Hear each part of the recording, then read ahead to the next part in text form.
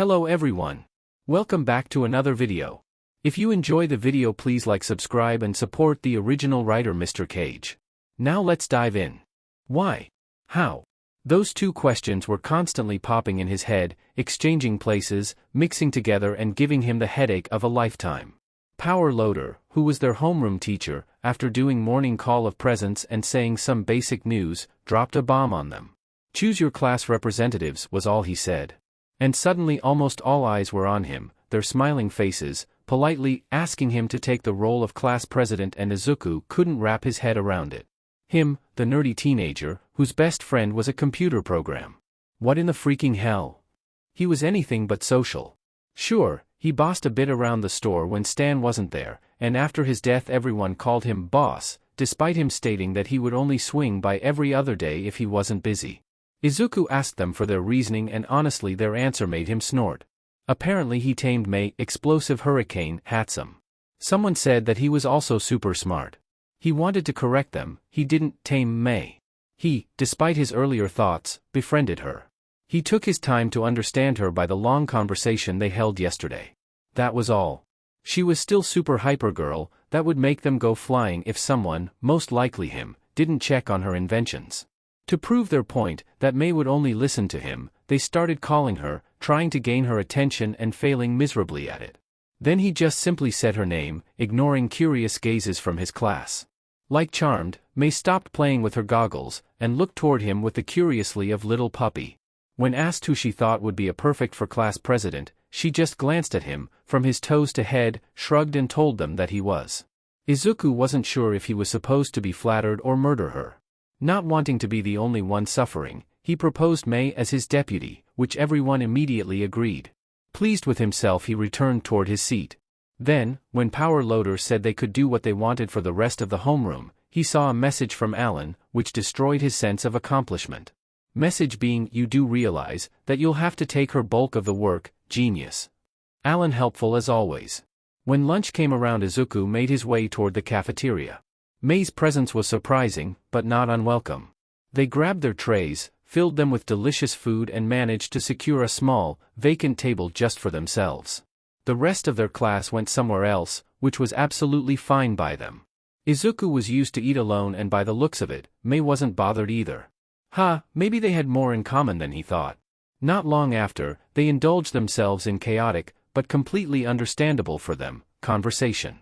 But really, why don't you get the superiority of a simple switch or button? Mei huffed, sending him glare with no bite behind it. I'm not saying that they aren't useful.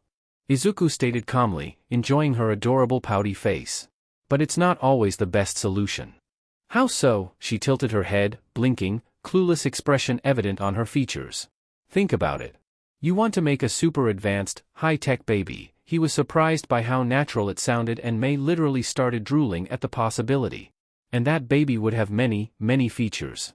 The amount of buttons, switches and wires you'd have to use to make it functional would be downward nuts.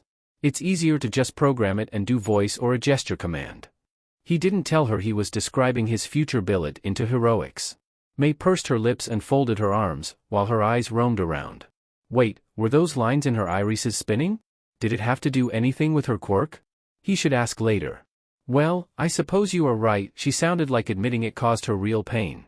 But I can't really do all that programming stuff. Her shoulders slumped down. Didn't you try to learn? Programming for him was just like breathing. He spent most of his childhood learning how to properly do it. The reward of his efforts? Alan. I've tried, but I get lost in it and it's super boring.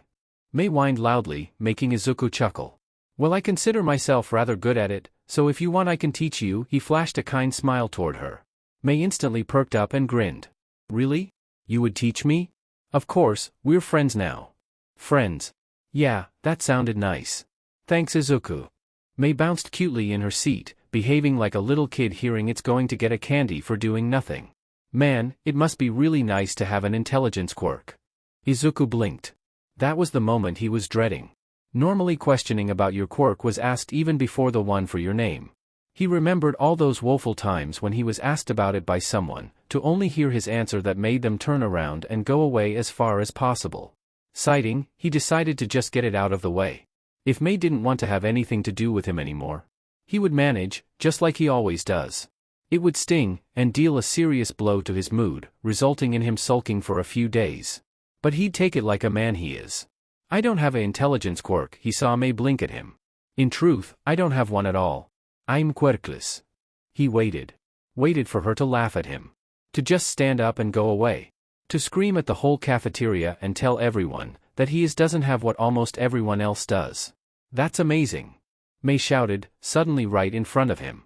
Giant grin plastered on her face and eyes shining with excitement. Her eyes were really pretty, Izuku duly noted. So all those ideas and all just come from your brain without any kind of boost? Izuku just nodded dumbly, not being able to process what was going on. Wow, she sat back, but still looked at him with a flabbergasted expression. You're really awesome then, Izuku. Her voice was soft, but it carried so much power. He should have thought better than this of his friend. It was May, for crying out loud. All she cared about was making new babies, and having a blast while doing so. Shia was really simple, straightforward person, but there was also something beautiful about it. Hey, why are you crying? May's concerned voice brought him back to earth. Was he? He felt his cheeks wet.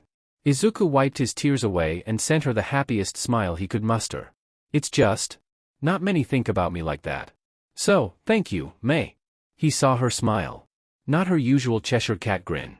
Just a normal, simple, kind-hearted smile. It really suited her.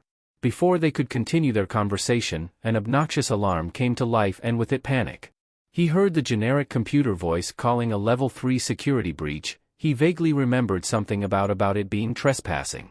They tried to move aside to avoid the panicked student mass of teenagers, but they were swept by the current and found themselves unable to move like they wanted. Suddenly they were separated by the mob trying to squeeze forward. He pushed through, slowly gaining ground in the general direction. He saw her disappear. He stood up on his toes to get a better view, and there. He saw her pink dreadlock and then May herself, pushed against a wall, trying to protect her head with her arms. His heroic heart beat harder and small spark of anger ignited in him. Shoving himself toward his friend, ignoring everyone on his way, he finally arrived in front of her.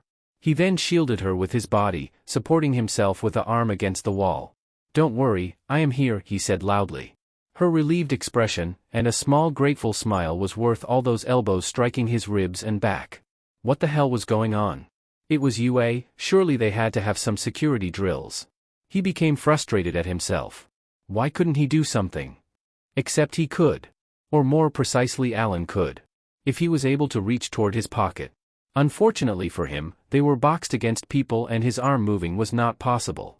Well, desperate times call for desperate measures. May. I need you to reach toward my left pocket and put its content on my ear. Why? She shouted loudly, her voice muffled by his shoulder. No time. Do it now. He felt her arm move and take the earpiece from his pants.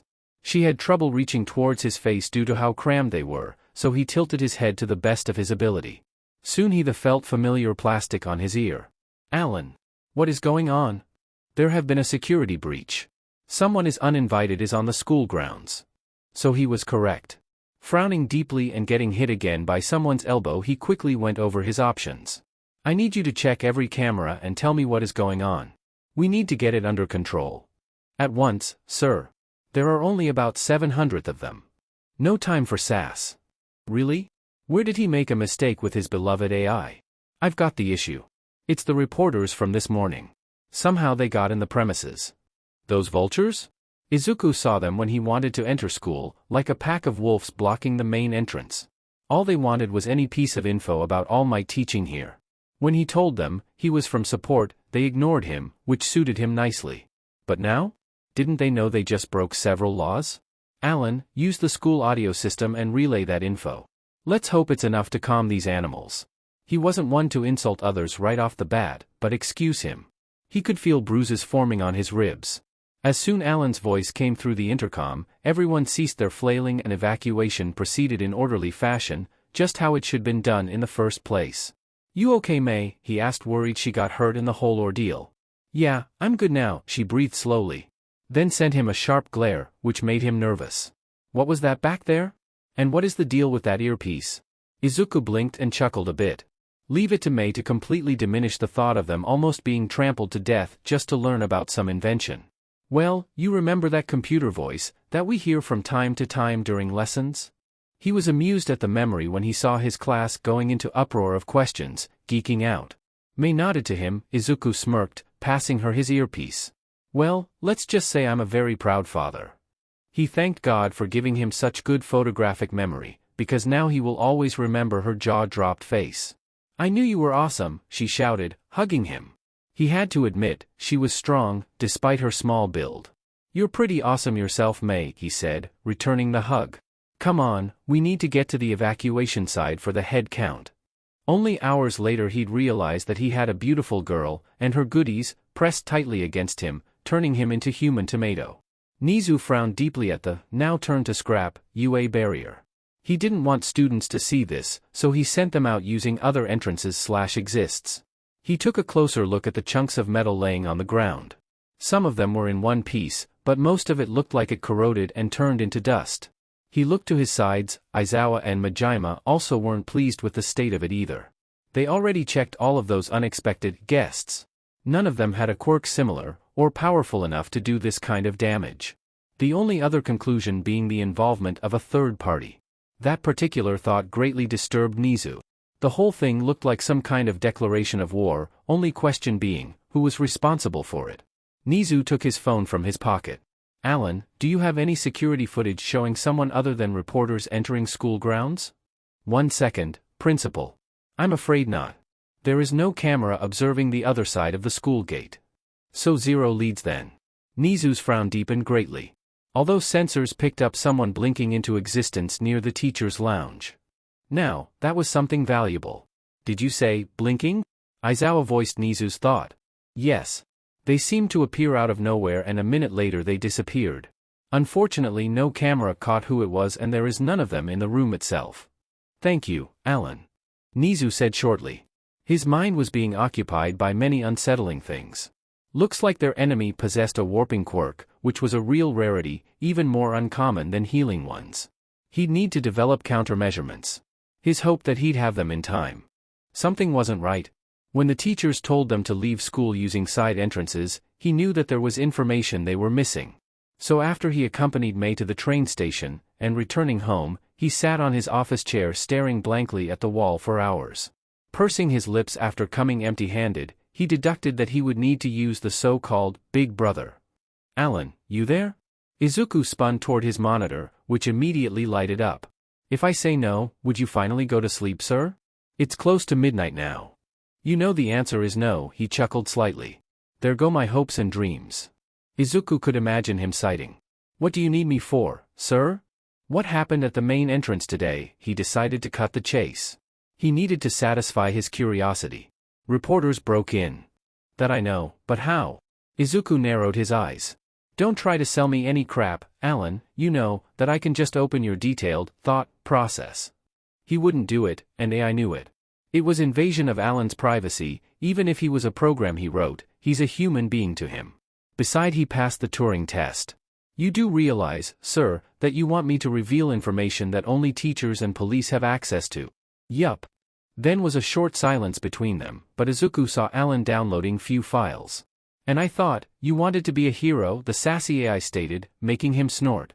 Alan showed him a video in which he saw the famous UA barrier falling apart, some of it turning into dust, and a mass of reporters pouring in, running toward the school like a bunch of animals. There's no way that he'll ever remotely like media. The percent of truth they gave to society was so small, that Izuku long ago stopped watching news channels.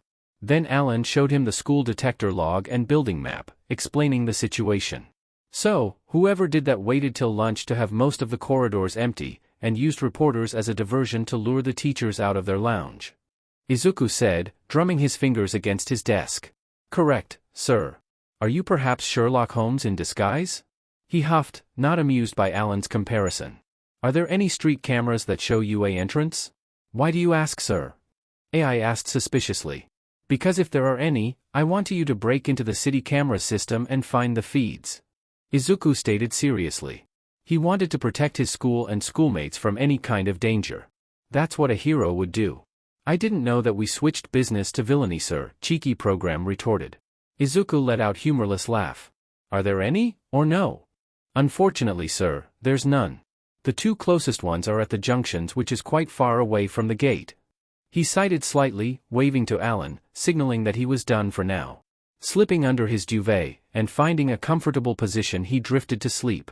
Tomorrow was going to be hectic, so he needed as much energy as he could get. And hectic it was. He could see some seniors from the hero course, going around the school, keeping a keen eye on any sign of trouble. Teachers constantly doing head counts, and looking behind their shoulders, like something was going to strike them at any given moment. And he couldn't really blame them, as he also felt that strange kind of dread, keeping him on high alert. He informed Powerloader that he's going to be slightly late for lab. When asked for a reason, he answered, "Going to visit our beloved psychopath." Powerloader just laughed at it. When he told May that he wasn't going to stay for the whole lunch, just a quick meal, she happily exclaimed that she's going to get a head start with today's dose of baby making. He made her swear that she's going to eat something later, on which she reluctantly agreed. She was going to be the death of him, he was sure of it. He made his way towards the principal office. His mind mulling over everything he wanted to say, he foresighted it to be a longer than simple chat, but this was important. If he was going to be a hero, then he'd need to start somewhere. Helping his principal with upgrading school defenses seemed like a good start. The humongous double doors that hid Nizu's office from the world at the end of the corridor opened, and through them stepped out a walking skeleton. This man was so thin and sickly looking that Izuku thought a simple breeze would knock him over. Shoulders slouched forward, blonde hair in total mess, and eyes sunken deeply into skull. And why was he wearing a suit, at least 4 times his size? Suddenly the man started coughing, putting his hand against his mouth. It sounded wet, and like his lungs were going to be ripped from his insides. Izuku quickened his step, gave the man an arm over his shoulder, and started massaging his back in circles. It always worked for him, so maybe it'd be helpful here. After a few moments it seemed to be working. The man's breathing returned to normal, and he unclasped his hand, showing Izuku red spots marking it. Without a second thought he pulled his package of small tissues, and gave man one, who looked thankful, albeit a little surprised. "Thank you, young man." Then Izuku's mind came to an abrupt stop, 1,000 red flags rising up per second. Despite his voice being raspy, he knew it. Getting a quick reboot, he did a fast checkup. Super tall? Check. Suit that could contain mountain of muscles? Check. Blonde hair with 2 bangs in front? Check. Electric blue eyes? Check. Ultra familiar voice calling him young man? Check and check. He was sure. He was mumbling at Mach 1 speed, but it didn't matter. Shocked, he could only ask for confirmation. All Might? Where? Man shouted, and started nervously looking around. Yup, that confirmed his suspicions. Folding his arms on his chest, and hardening his gaze, he could only press forward. "I'm not going to be kid by such a simple trick, All Might. Beside, I can ask Alan to do voice comparison." He didn't mean to sound so rude, it just sort of happened. All Might sighed in defeat, and frowned deeply. He waited, and waited, and waited, staring at Izuku nervously. "Don't you have some questions?" he finally asked. Izuku raised an eyebrow. "Questions? Oh, believe me, I do have a ton of them. And most likely after you answer them, I'll have some more, but right now I'm too busy, so maybe someday later," he stated, simply scratching his cheek. All Might blinked at him, shock evident on his face. "Why aren't you I don't know, freaking up or something?" Izuku sighed, resting his hand on his hips. "Too much on my head right now. I'm going to freak up at some ungodly hour at night, when I'll have time." He really would do it later. All Might watched him for a moment more, before he chuckled. "You really are something else, young Midoriya." He smiled softly.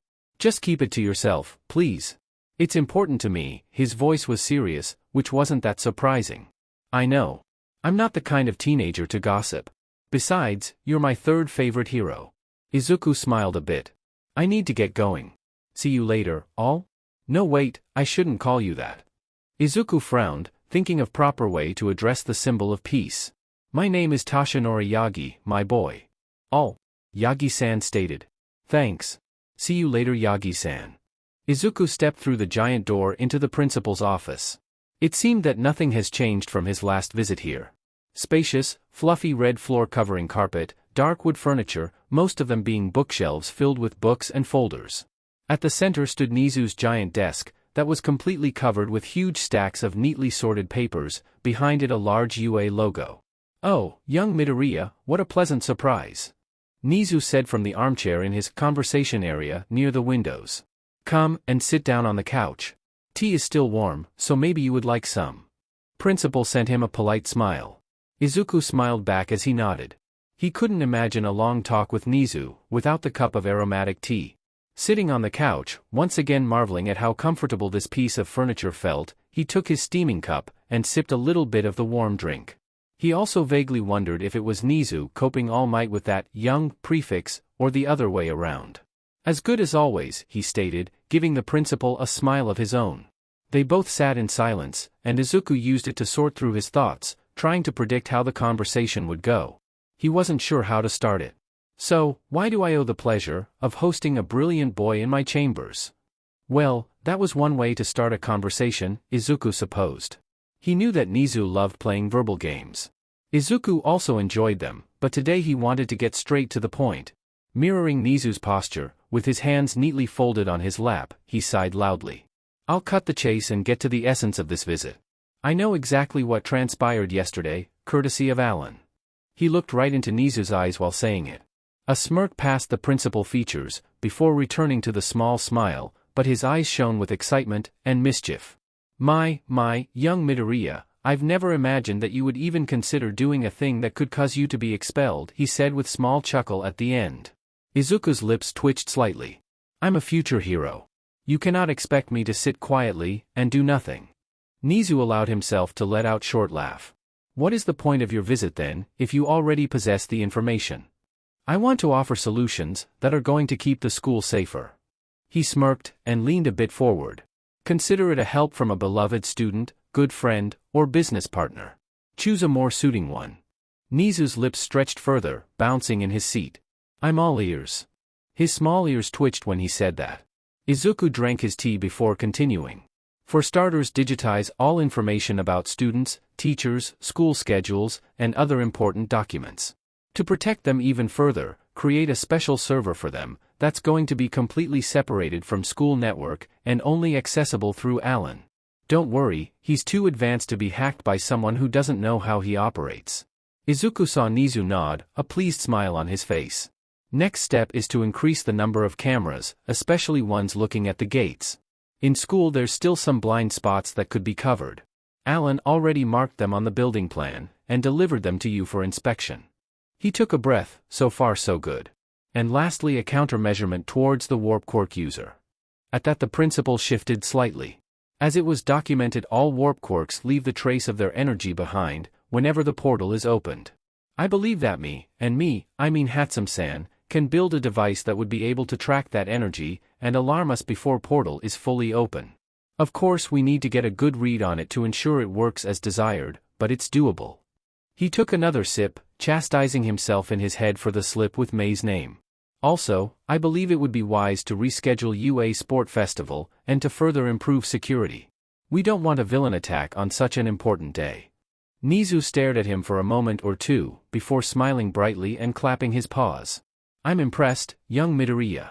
To think that it took you only half a day to come up with those solutions, maybe even less. Oh, and don't worry about the way you called young Hatsum. Power Loader already informed me about your friendship and partnership in so-called baby-making. Principal laughed at the end. Izuku was sure Nizu had a good cackling session when he first heard that term. It's nothing really. I'm just doing the natural thing and using my abilities to protect this school.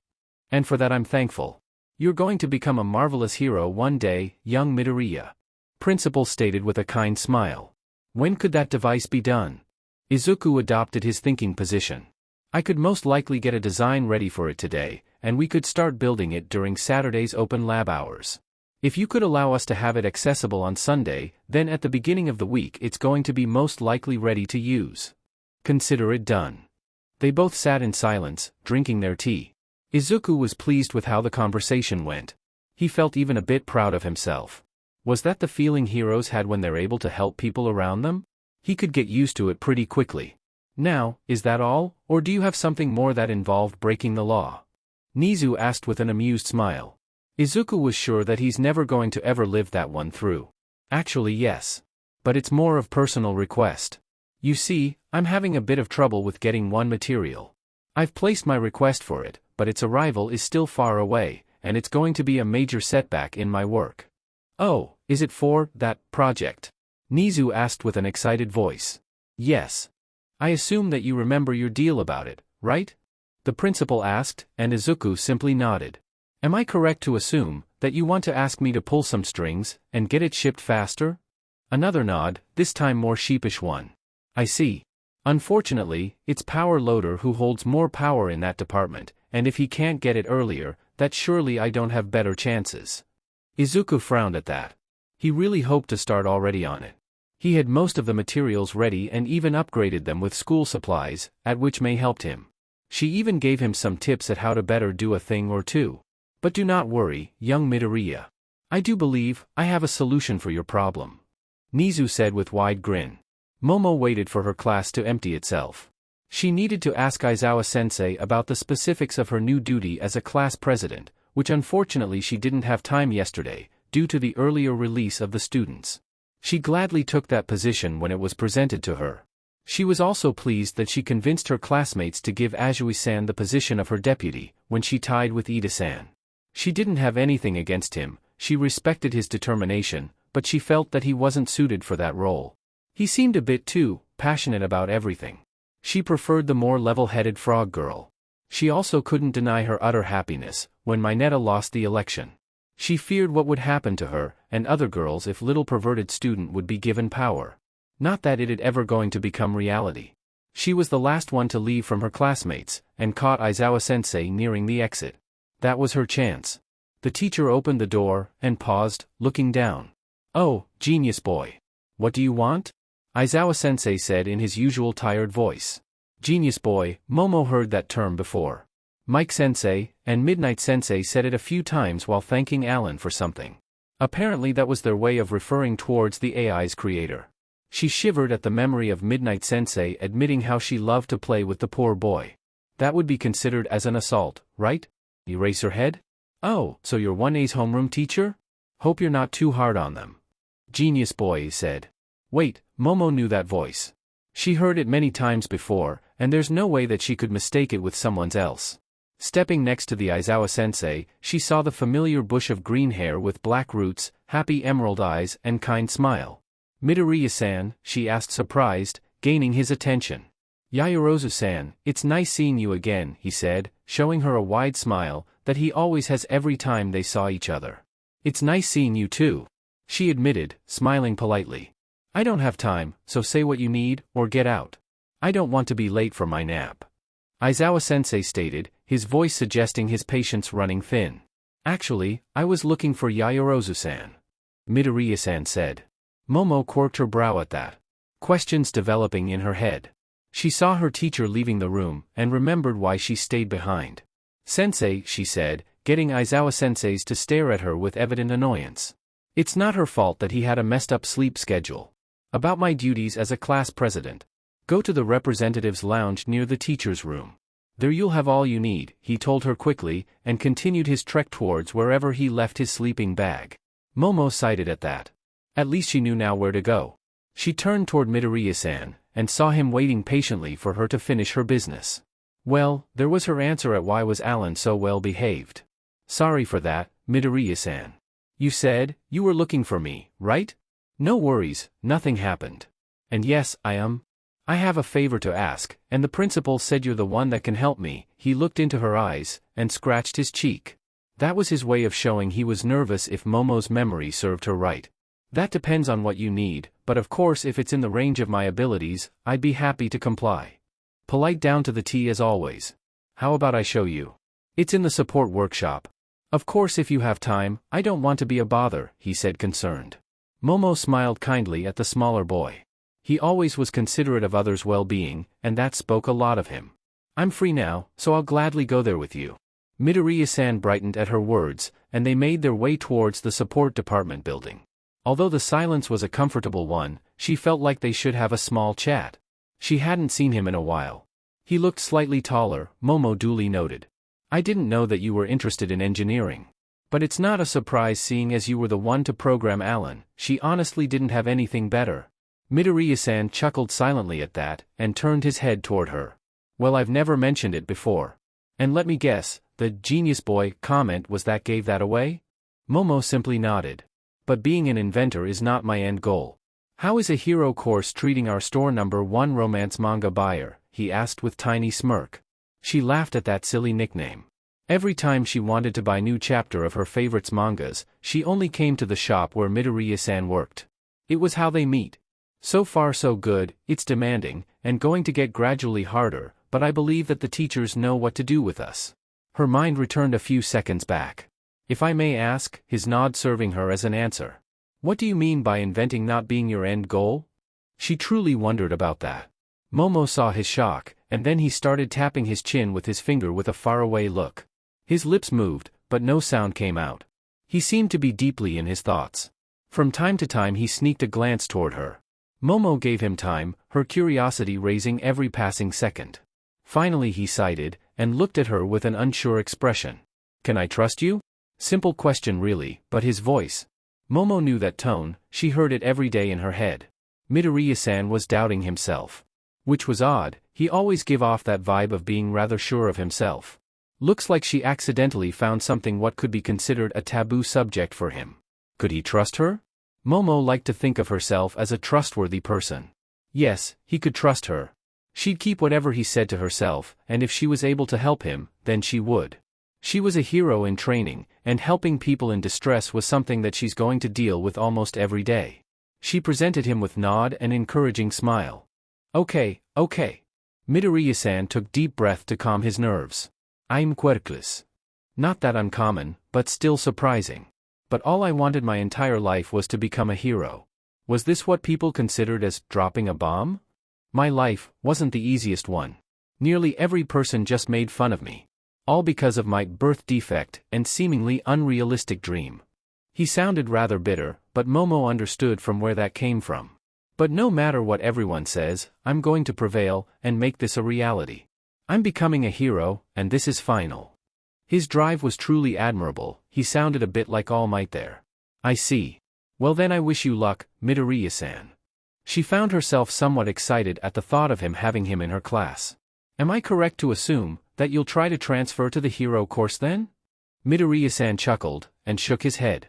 No, I'm staying in support. I still want to have my inventor license, and open a company. I intend to produce equipment not only for heroes, but also for everyone else. A small smile showed on his lips. That's very considerate of you, but how are you intent to become a hero then? She just needed to know, otherwise her mind wouldn't stop nagging her with that question. She suspected that it was possible. Aizawa-sensei and Midnight-sensei seemed to be the cases, judging by their quirks. Midoriya-san grinned at her, giving her a strange Aizawa-sensei's excitement vibe. Do you know what SNHQT is? She almost choked on air, and didn't try to hide her bewilderment. That was his chosen route? You mean, the standardized National Hero Qualification Test? She asked in weak voice.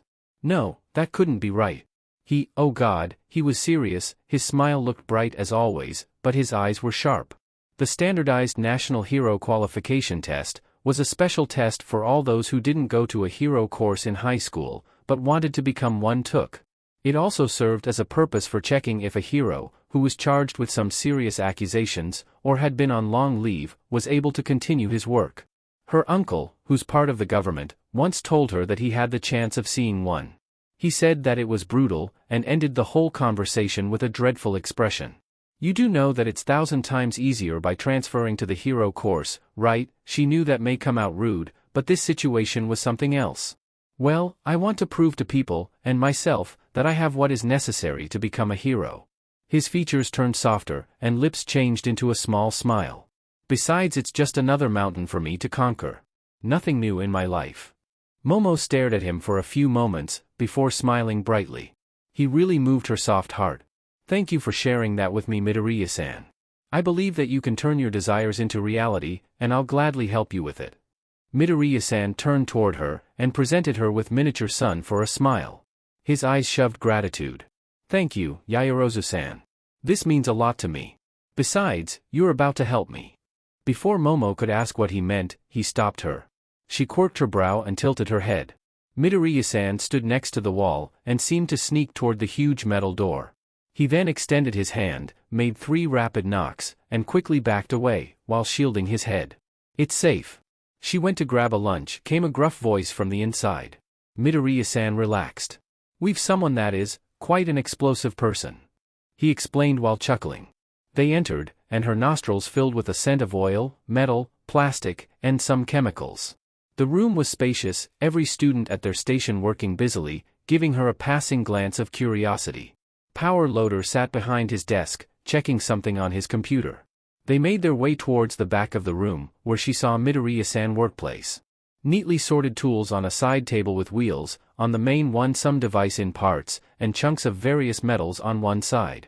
On the other 3 monitors that displayed various programs, showcasing data and designs. Next to it all stood black machine in the shape of rectangular box with white, glassy surface. From its corners come out supporting beams that held, what Momo assumed, 2 projectors turned towards device surface. Midoriya-san made his way toward it, and she followed, intrigued by the purpose of machine. He handed her a black earpiece, he himself already wore one. She put it on. Hello, Yaoyorozu-san. Alan said politely. Right, Midoriya-san was the one to develop AI, it'd be strange if he didn't have a way to access him. Hello to you too, Alan. I see that my oh-so-great creator decided to entwine you in his project, he said somewhat snarky, but not toward her. Hey! It was the principal, who suggested it. Midoriya-san defended himself, pouting slightly. But it was you, who decided to go with it, sir. Alan retorted. The two continued to banter back and forth, and Momo found herself amused by that. Was that how friends, or siblings acted? Anyway. Midoriya-san said, breaking the argument. Alan, show us the arc reactor. Momo raised her brow at the name of his project. Soon the black machine gave out a soft sound, and she was amazed. The device came to life, and showed her a 3D green picture of different parts. She saw them laying on his workbench, that soon joined together to create one image. It presented her with some kind of cylinder device. This is an arc reactor. Midoriya-san said with a prideful voice. It's supposed to generate a great amount of power. I won't go into details now, trust me it would take a while to say how it functions. Momo nodded, it looked rather complicated. I see, but I don't understand where my assistance is required. Midoriya-san began to touch the image, and once again it turned into parts. He took one, and it changed color to orange, highlighting the whole structure. This piece here is a palladium core. Without it, the arc reactor won't work. He frowned, and crossed his arms on his chest. The problem is that the school doesn't have any, and my requested shipment is at least a week away. But I need to build one as soon as possible. Without it, I'm going to have to hatch a new plan on how to become a hero. So that thing was really important then. Well, she promised to help him. So am I correct to assume that you want me to use creation to make some of this palladium, right? Creation? He asked. Oh, she never told him, did she? Yes, that's the name of my quirk. It allows me make any non-living matter as long as I understand its atomic structure, by using my lipid cells as a fuel. She informed him. Then the mumbling storm reached her ears.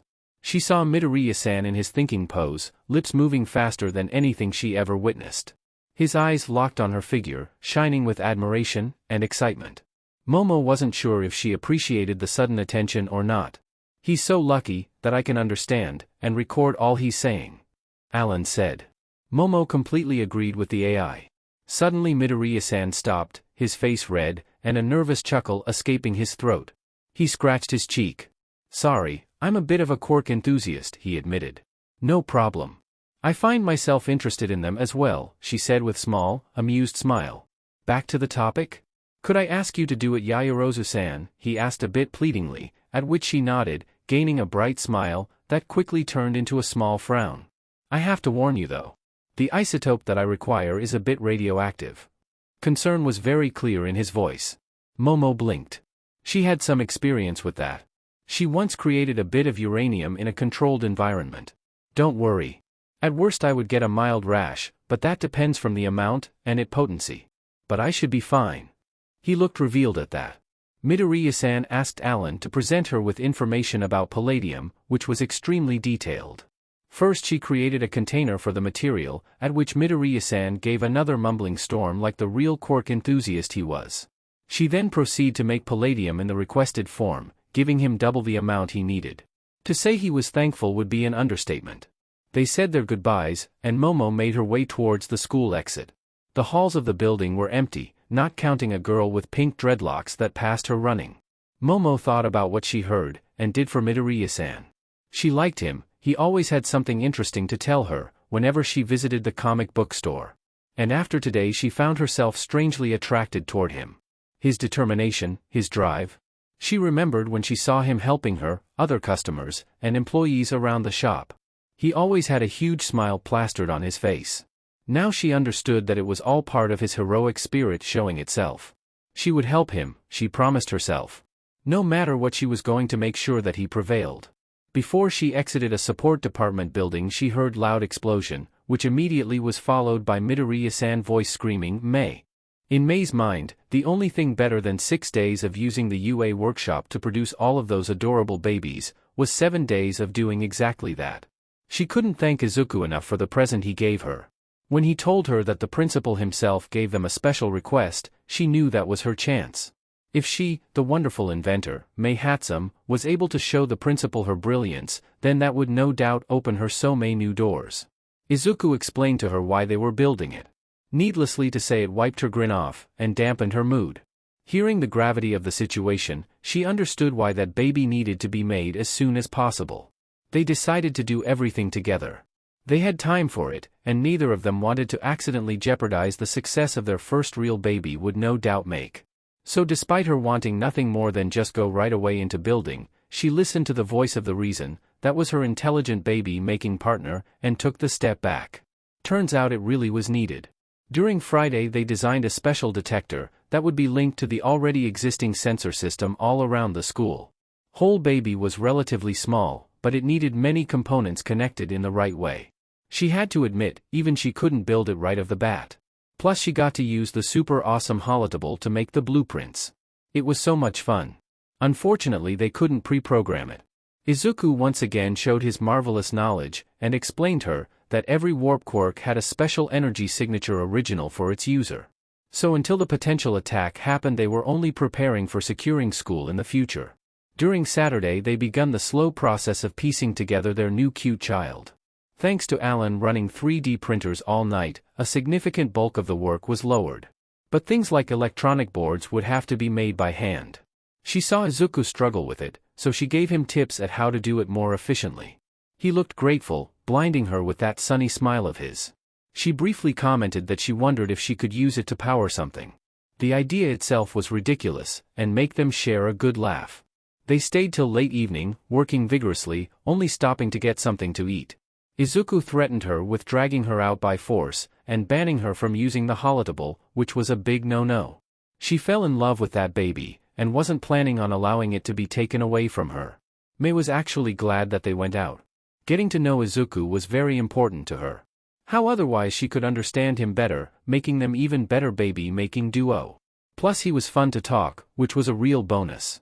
And now on Sunday they made finishing touches, and started programming the whole thing. Well, Izuku programmed, his hands a blur on the keyboard, hitting multiple buttons at one time. She just sat next to him, listening to him explain her what different parts of code were responsible for. It was still black magic to her, but he seemed to make it somehow more doable. But still, she learned the best when she did things with her hands, and mind at it. Not just her brain. Taking a hold of the situation, she thought how to fix it. Simple solutions always were the best. She couldn't take the keyboard from him, but what she could do was take a place in front of it. Standing up, totally ignoring Izuku's quizzical expression, she pulled his chair slightly away from the desk and plopped herself into his lap. "Mai?" His voice was strangely tense. Yeah, she looked behind her, to see his very red face. Was he hot? It was warm today, so that could be a possibility. "What are you doing?" He sent her a strained smile. "I learn the best when I do stuff. So walk me through all that programming thing, and I'll do my best to remember it all." She turned toward the monitor, and awaited her instructions. Slowly they made their way through it, and May found herself understanding more than before. She had to admit, Izuku was a great teacher. He took his time, slowly explaining what was what, stopping her when she wasted to rush out, and corrected her when she made a mistake that she didn't know she did. She had changed her position several times, trying to find the best one that allowed her to work to the best of her ability. The most effective and comfortable one turned out to be her sitting sideways on Izuku's lap and leaning into him with his arms around her waist. Mei didn't know why her face was hot, she blamed the weather for it. She smelled his mint shampoo. She loved mint. She told him that, and once again he reddened. He looked kind of like a strawberry with those adorable freckles of his. After 2 more hours of developing the software, checking it for any potential bugs, and installing it into the device, their detector baby was finally ready. They both smiled at themselves, proud of their work. And the best thing was that nothing exploded, sparked, or started burning even once. She patted herself on her back for it. "Hey, Mei," Izuku said, gaining her attention, while they made their way out of the school. "Do you want to get something to eat?" "I'm not really hungry," she pursed her lips. "Oh. How about ice cream?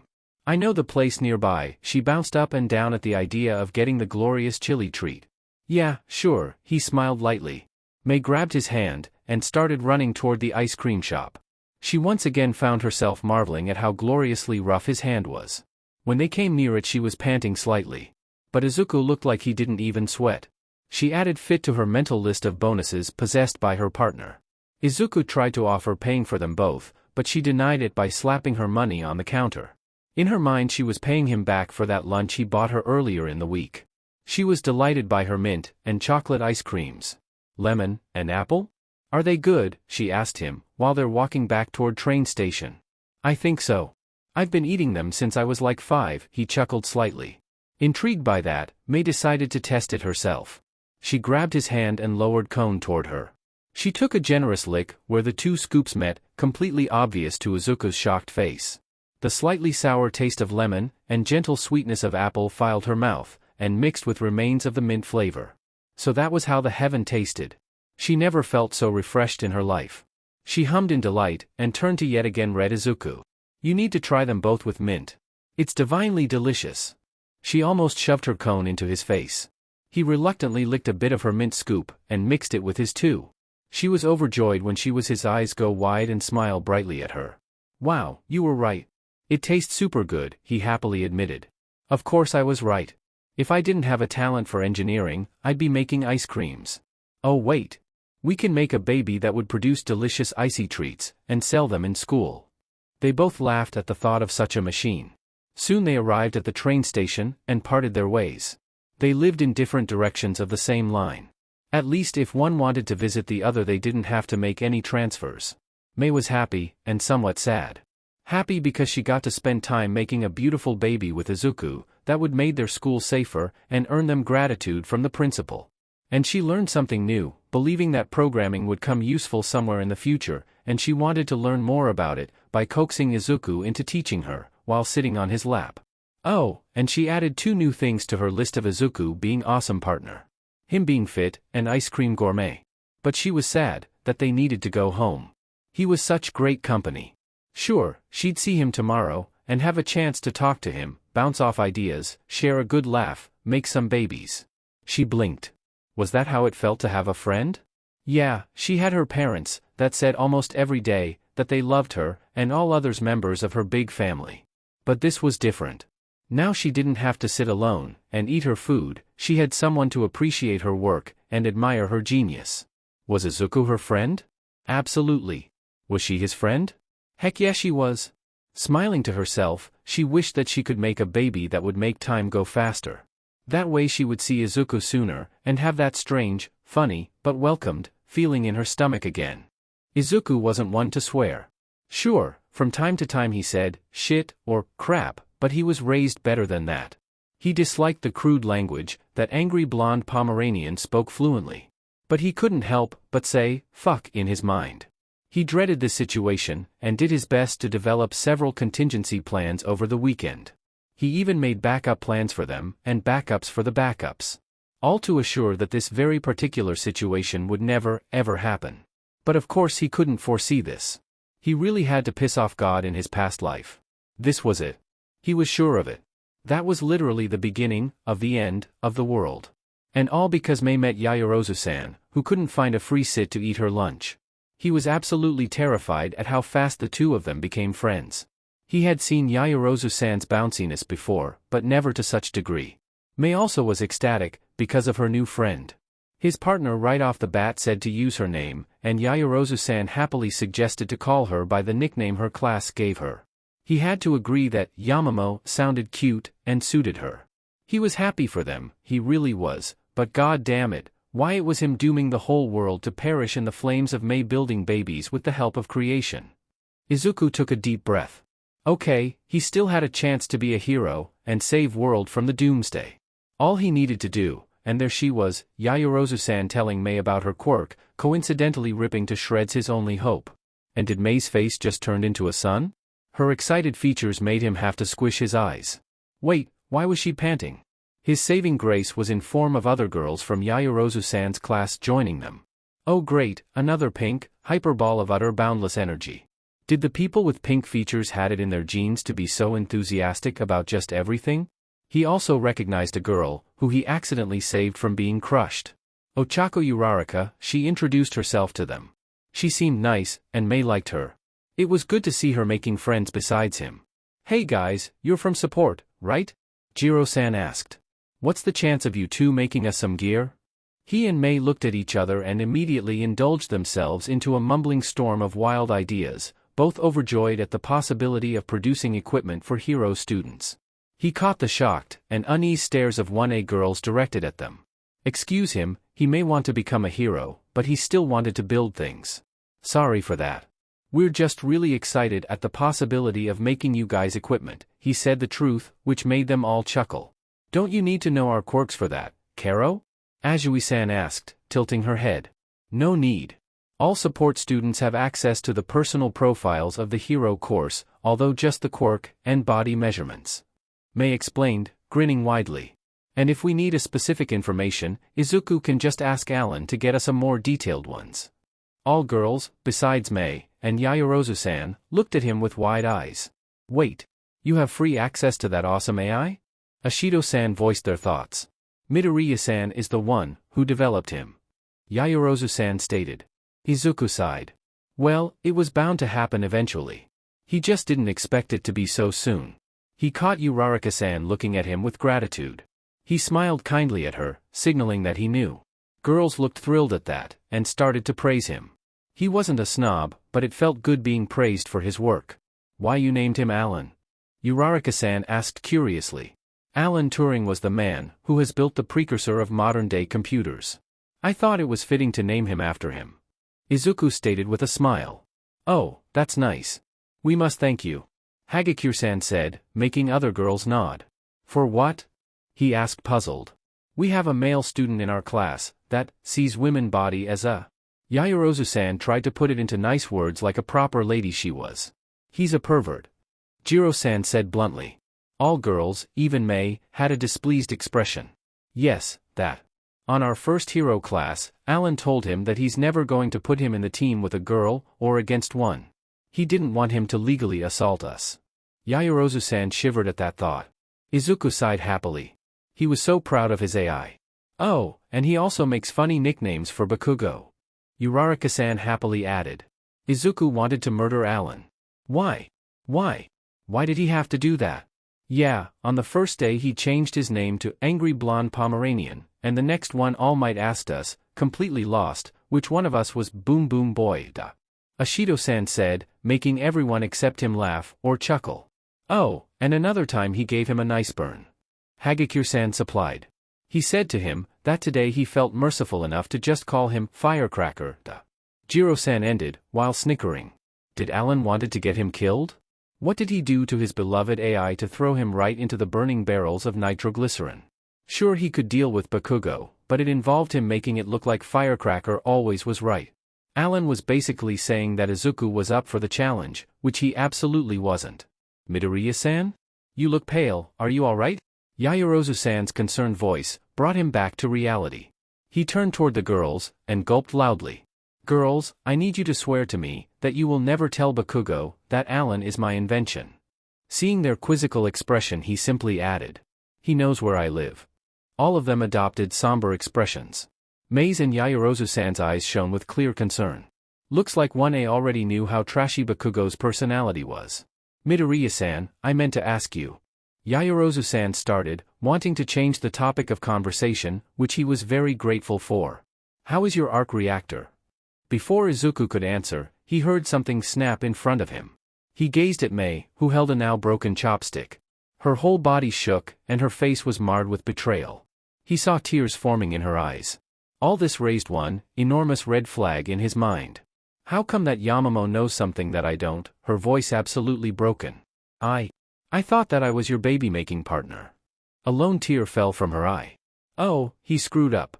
He felt like he'd just killed a million's puppies in front of children. To Mei their partnership was more sacred than marriage. His heart clutched with guilt. He promised himself that from now on he would tell her about his future projects.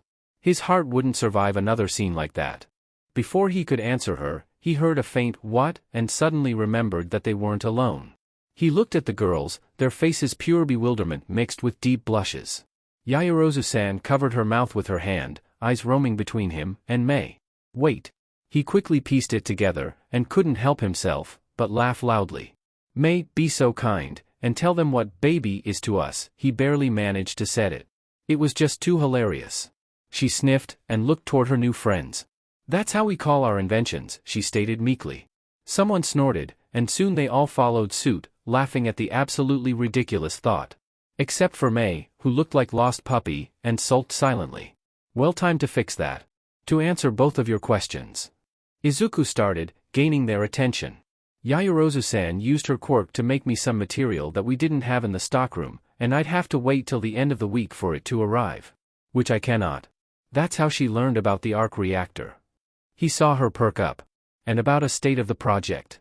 During the weekend me and Mei had a special build to do, but I finished most of it during Thursday after we vented our lab.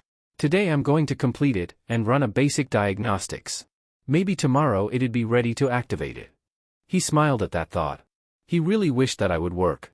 So, we're still baby-making partners? Mei asked, sounding pleading and hopeful. Yes, Mei. We're still making cute babies together. He said with small, kind smile. He was rewarded with her giant, million-yen smile, and a small bounce. He couldn't marvel at how adorable she looked. Smiles and grins suited her the best, without them she wasn't his Mei. Wait, what, brain? Still, I'm a bit mad at you. Mei cutely pouted, trying, and failing miserably at sounding angry. Sorry. It's just something I'm not sure if it's even going to work. Besides, it's potentially dangerous. Izuku scratched his cheek. Dangerous? How so? Uraraka-san asked, leaning forward. All girls looked at him with curiosity. He just smiled weakly, giggling a bit. Well, if something goes wrong, then the best-case scenario is a city-wide blackout. And the worst? Ashido-san pushed forward. Let's just say that I hope I'll be remembered. He knew that this sentence shouldn't be said with such serenity. Suddenly he remembered something very important, which made him ignore everyone's scared faces. His other special project. He turned toward Yaoyorozu-san, who despite the shock at his words, still had red on her cheeks, and grinned at her. Actually, I have a support item ready for you, Yaoyorozu-san. She raised an eyebrow. I've left it in support department this morning for Alan to install the software. He quickly turned to Mei, who was ready to pout yet again. And you can't be mad at me. It's a thank you gift for the palladium. Mei huffed, but a smile soon crept on her features. Momo followed the baby-making duo, as they dubbed themselves, to the support department. Her cheeks still felt hot from the situation earlier. Looking back at it, jumping into conclusions was silly. She was positively surprised with how fast she and Mei clicked together. The pink-haired girl had the same unlimited energy like Ashido-san, and was a little eccentric, but once they started talking, she couldn't contain her bounciness at the prospect of another friend. Her second week at UA had just begun, and already she had more acquaintances that liked her for being her than she had her entire life. She was overjoyed by that. Her mind returned to the moment when her classmates talked about how Alan teased Bakugo. She had to admit that she found herself enjoying his suffering, even if it was unbecoming behavior for a future hero. But Midoriya-san's reaction worried her greatly. He was so white, whiter than he ever was. Like life was leaving him. His request and comment suggested that he and Bakugo had story. Which explained Alan's hostility towards the explosive blonde. She wanted to ask him about it, but it wasn't the time. It looked like another taboo subject for him. So until the ideal situation arrived, she would withhold her questions. As a hero and his friend, Momo wanted to help him. Besides, she doubted that she would get anything useful from Bakugo aside from a litany of profanities.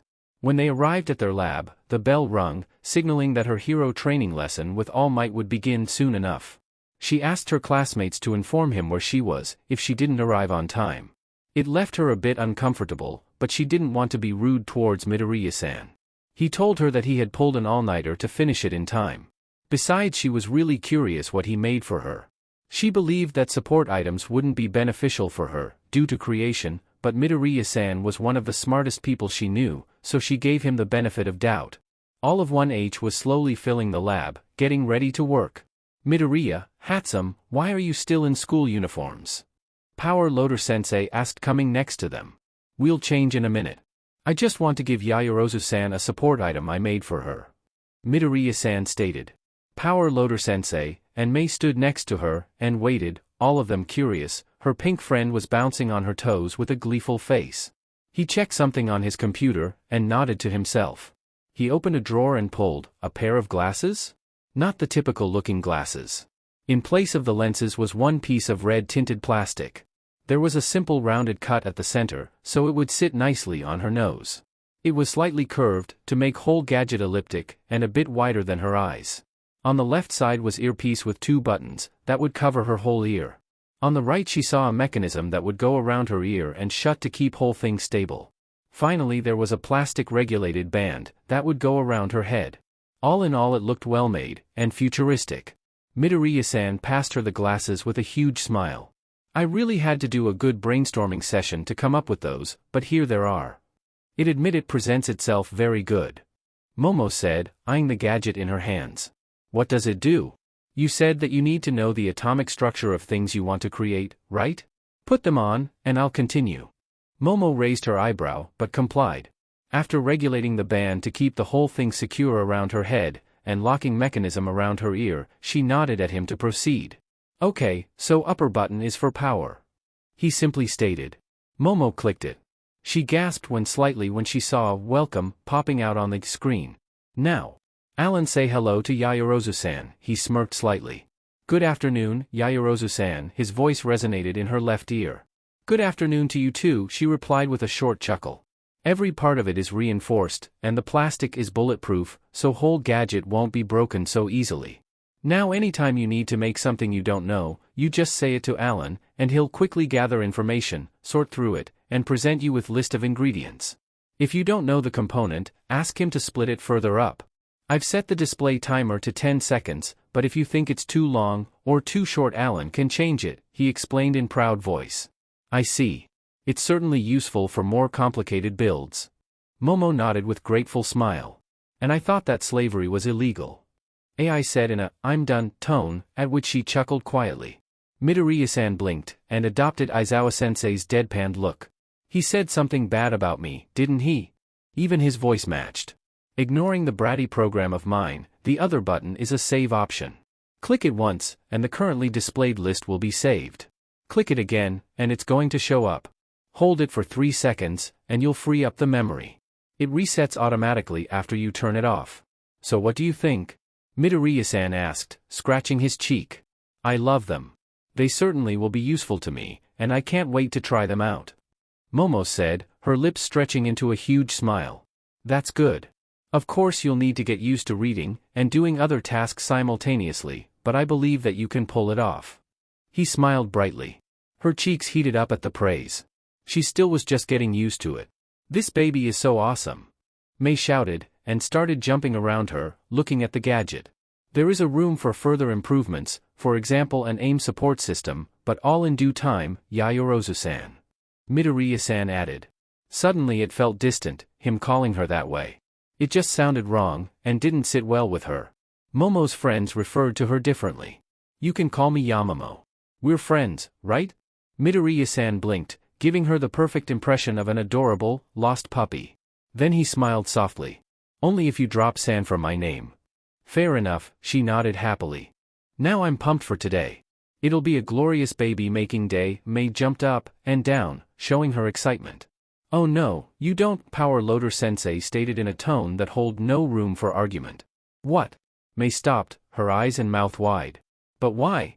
Don't get me started on how you blew up entire workshop again on Thursday. For now you're banned. If you get your own space, then you can go blasting it whenever you want. But it wasn't my fault really. May whined, dropping her head down. Not even an ounce of her usual cheerfulness remaining.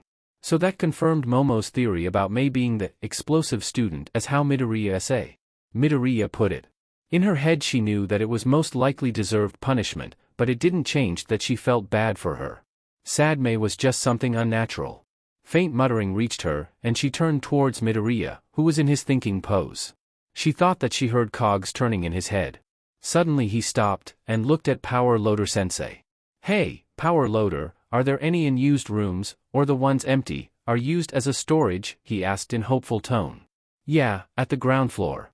Why you ask? Teacher answered slightly dumbfounded. Midoriya smiled brightly. How about me, and May take one? I need a space for future projects anyway, and May is my baby-making partner. She heard loud cheer from his classmates, and pleas for Power Loader to grant permission for it.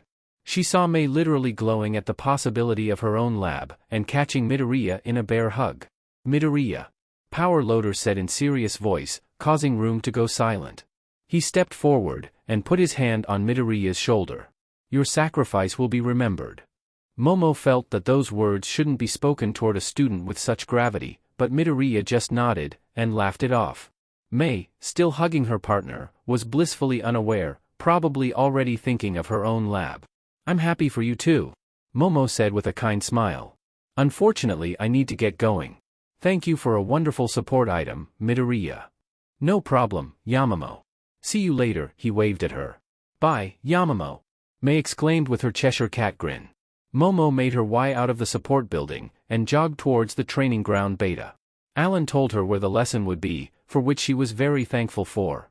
She promised herself that she'd visit her inventor friends in their own workshop in the near future. She was ecstatic, overjoyed, and simply couldn't contain her happiness. She barely was able to sleep at night. Her own lab. Second week at UA, and she already got her private working space. Well, they had. She'd share it with Izuku as a good baby-making partner would. She already saw the utter gloriousness of it. Both of them tinkering with their cute, adorable babies. She couldn't wait. They'd found a spacious room yesterday, filled with broken equipment, and decided to claim it. Power Loader showed them where to put it all. Izuku suggested to sort it through, and try to find any useful parts for them to use. She complied. The more components, the more babies they'd be able to make. They used all 3 lab hours, and 1 extra after school to get most of it ready. She was glad that Izuku suggested getting ice creams later. They deserved it. Now after almost half an hour into their afternoon period, the room was clear of any and all scrap. Only things left were 2 workbenches, few racks filled with the salvaged parts, and shelves that'd allow them to store things like bolts, rivets, and so on. They found 2 3D printers that could be fixed, so they left them in the corner. Izuku already claimed a place for the holotable, which was perfectly in the middle of the room, and between their workbenches. Now she wouldn't need to cross half of the room to use that marvelous baby. It was good thing that Izuku thought forward, when he was building it, and already added wheels, which were hidden from plain sight, courtesy of the framework. They could simply push it out of their class lab, and use the elevator to transport it down. She didn't know how otherwise they would haul it. Probably make a baby to do it for them. Yeah, that sounded about right. She stood at the center of the room spinning in circles. Using her imagination, she could see herself, and her Izuku change the whole room into the best workshop in the whole Japan. Wait, her Izuku? Was he hers? He's her partner in the glorious mission of baby making, so yeah, he was hers. Oh, they should get bean bags, just like the one she had in home. Better, 1 bean bag. Then they would have to share it, and that funny feeling in her stomach would be even stronger, like every time she touched him. She honestly had no idea what it was, but she didn't care. Babies, and Izuku was more important. Speaking of Izuku, May thought that he was taking his time. He left about 10 minutes ago, to get cleaning supplies. Maybe she should go find him? Nah, he was big boy, and could handle himself. So she decided to wait for him. Patiently. Patience wasn't her forte. She stepped outside the room, and looked around. There he was, standing next to the staircase, all bottles laying on the floor. He spoke in a hushed, urgent tone, and had a concerned look on his face. May tilted her head. Last time she saw him like that was when he told her about that whole villain secret mission to steal something from school. She still had goosebumps from that thought. She walked closer, but he didn't seem to notice her. She managed to somehow hear some of the words he spoke. It looked like he talked with Principal about something very serious. It involved police. Was someone in trouble? He? She? Both of them? She observed him until he ended his call. He sighed heavily and hid his face in his hand, while shaking his head. Izuku, she finally said in unsure tone. He tensed a bit, and after a few seconds looked at her right in the eyes. She didn't like the look he held.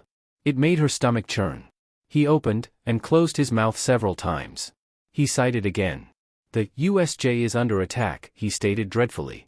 USJ? Oh, right, that was that super facility away from the main building, that Yamamoto told them during lunch. She and her class were going there today for a rescue training. She looked really excited at the possibility of learning how to conduct a rescue operation. She even told them the sheer number of things she knew how to create to help people in distress. Her brain finally caught up to her thoughts, and pieced together all the information. USJ under attack. Izuku's fearful expression. Police. Yamamoto being there. Her heart clung, realizing that her friend was in trouble. Momo rubbed her eyes for what seemed to be 1,000 times, and took another deep breath. Somehow they managed to survive it. Somehow she and her classmates were still alive. Somehow.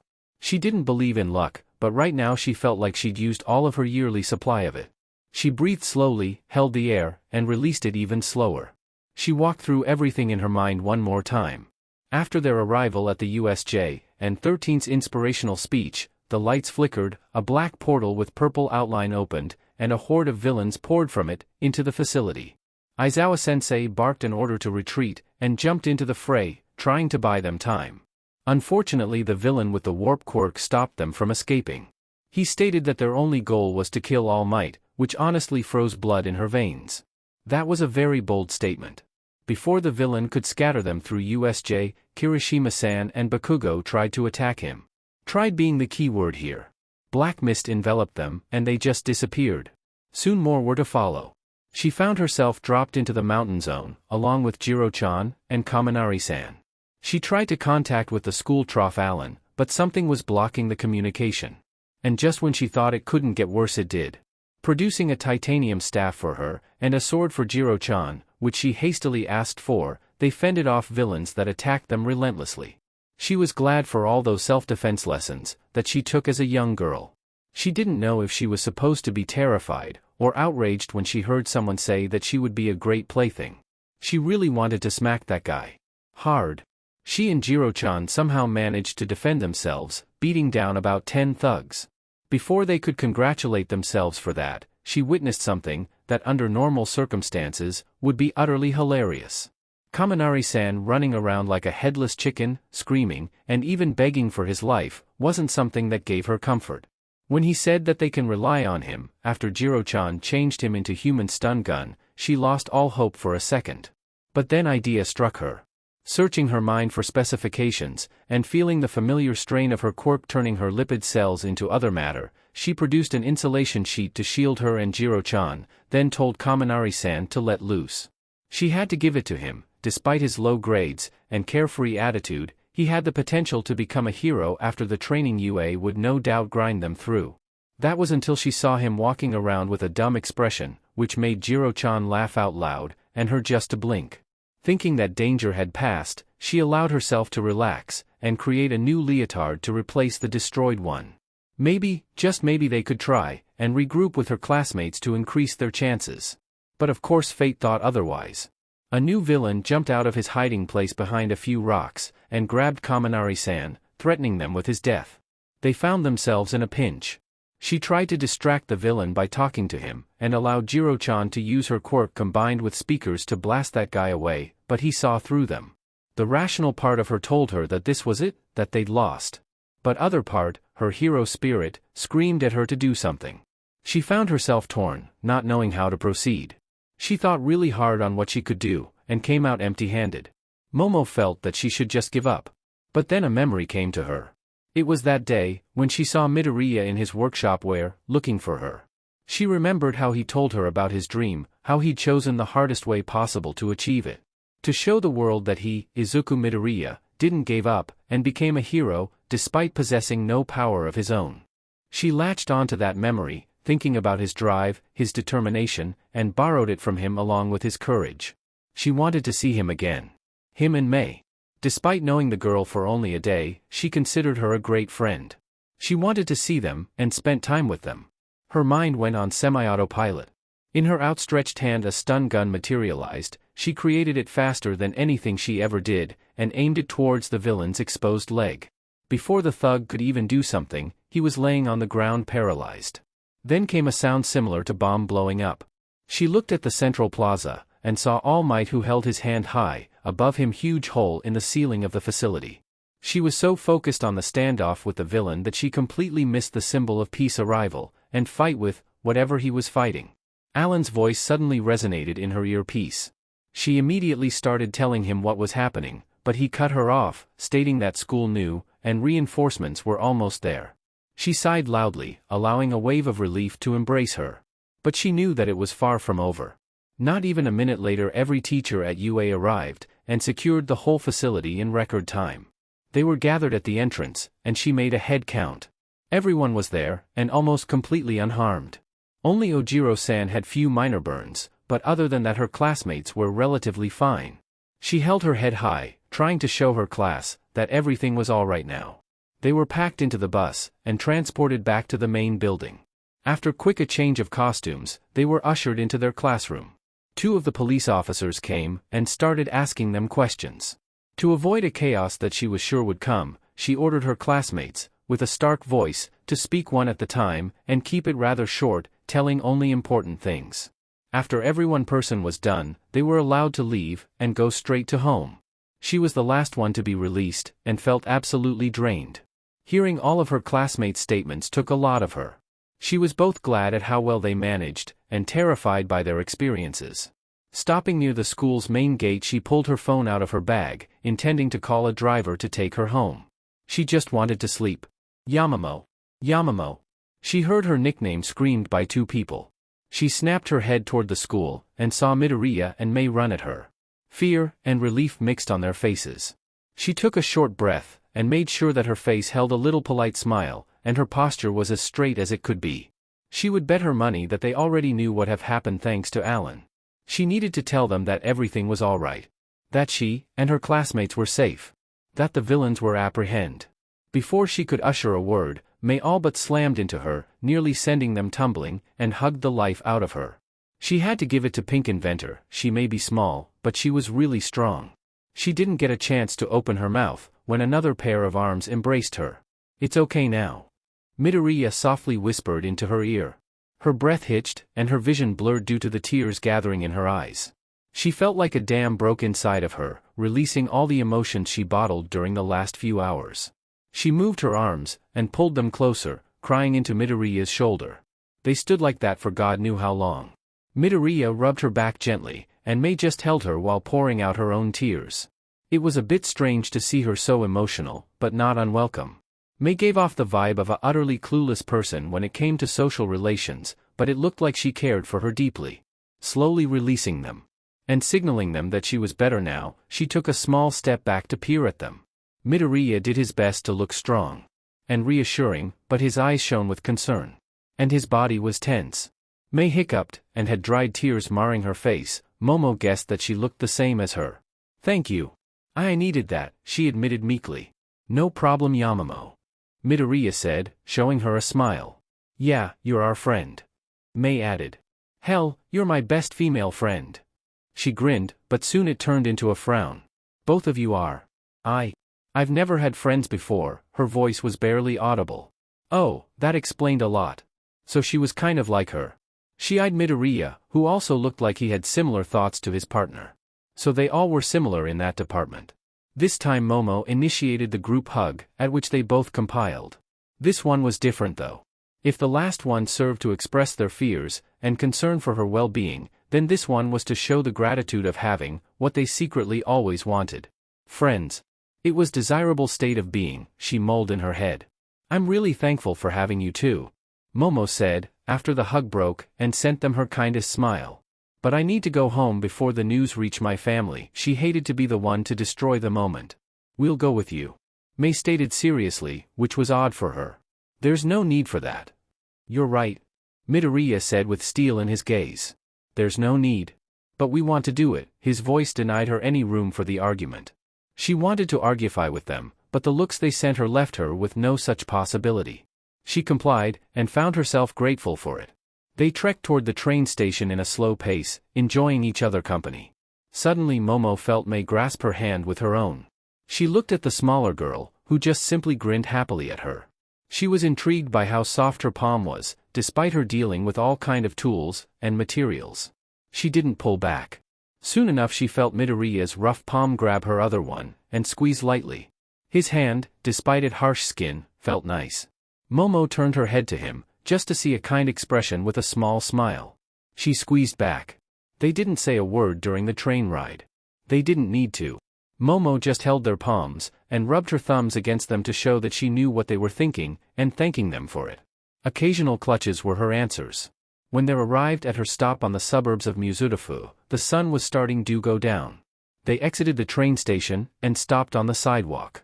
Reluctantly they released their holds. Momo took step forward, and turned towards them with a serene expression, and small smile. She opened her mouth to say something, but once again was interrupted by them hugging her. She wasn't mad at that, and embraced them back. After a full minute they returned to their previous positions. Nizu said that the school won't hold any classes until Friday. Midoriya said. So I've heard, she simply replied. But on Thursday it'll be open if someone wants to come, he added. We're going to finish cleaning, and arranging our workshop on that day. Mei said in excited tone. So if you want to, I'd love to. Momo cut her, already knowing what she was trying to tell her. They smiled at her, Midoriya with his warm one, and Mei with her Cheshire cat grin. She couldn't help but smile back. After what felt like hours they unwillingly went in their own directions. They went back at the train station, and Momo towards her home. She was somewhat sad that they had to part ways, but the thought of them stating that they considered her their best friend filled her with great warmth, and made her lips stretch into a large, joyful grin. If that was how a true friendship felt, then she would gladly accept it and return. And that's it for today's part of What If Deku Was Iron Man. I hope you enjoyed. If you did, please like, subscribe and support the original writer. See you in the next part.